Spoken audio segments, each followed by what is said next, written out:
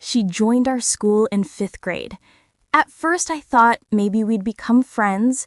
We talked a little, but honestly, we didn't really get along. She ended up hanging out with other girls, and I didn't think much of it. Life was pretty normal. Until that day. She came to school looking completely stressed out, like hair all over the place, pacing around, face twisted in pure panic. And I was like, uh-oh, what happened? Turns out she had lost her pencil case. Now, before you roll your eyes, let me explain. This wasn't just any pencil case. It was one of those pencil cases, the ones everyone in class thought were super cool at the time. So yeah, to her, this was the equivalent of losing a limb. She was freaking out so badly that it was stressing everyone else out too, including me. And me, being a so-called great friend, decided to console her. Don't ask me how, because even I didn't know what I was doing. I was like, it's okay, maybe it'll turn up, while internally thinking, why is this girl crying over a stationery?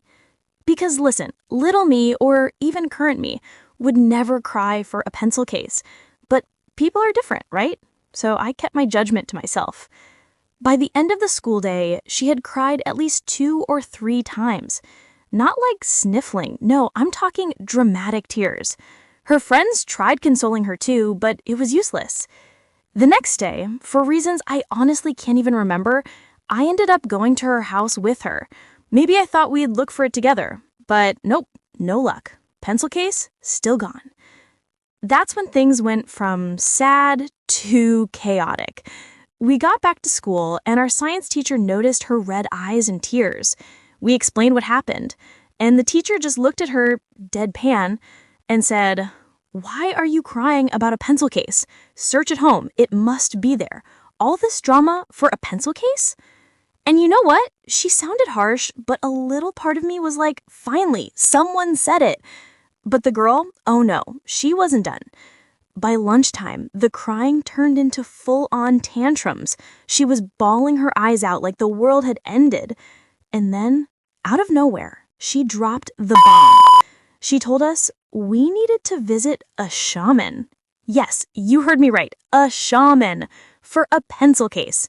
Now, even back then, I didn't believe in that stuff, and I swear to you, it was not my idea. But she said it with such conviction that she somehow managed to convince the rest of us. So what did we do? We started gathering funds. Like little kids with no clue, we pooled our lunch allowances to pay for this mystical pencil case rescue mission. When school ended, we all left together. It was only girls, no boys. We marched out like some determined little army on a quest to find a missing pencil case. We walked for a few minutes, spirits were high, determination blazing, but then we stopped because none of us had the faintest clue where to even find a shaman. That's when I cracked. I thought, nope, I'm done. I handed her my share of the money and said, I'm going home. Even little me knew this was nonsense, and plus, if my parents ever found out, oh, they would have scolded the life out of me. So I left. And guess what? The next day, I found out the others had also bailed. None of us actually went to the shaman. But the story doesn't end there. Oh no. The real plot twist came the next morning. She walked into class, calm, smiling, like nothing had ever happened. She sat down, unzipped her bag, and casually pulled out her pencil case. I froze. My jaw dropped. After 2 days of crying, panic, and drama, she just had it? I asked her straight up, wait, is that the pencil case you lost? She said yes. I said, where did you find it? You swore it wasn't anywhere at home. And her answer was, under my couch. I couldn't believe it. 2 full days of chaos, tears, fundraising for a shaman, all for a pencil case that was just chilling under her couch. And in that moment, for the first time ever, I completely agreed with my science teacher. All that drama for nothing. After that day, I decided to keep my distance. Too much energy, too much drama, and I never looked at a pencil case the same way again.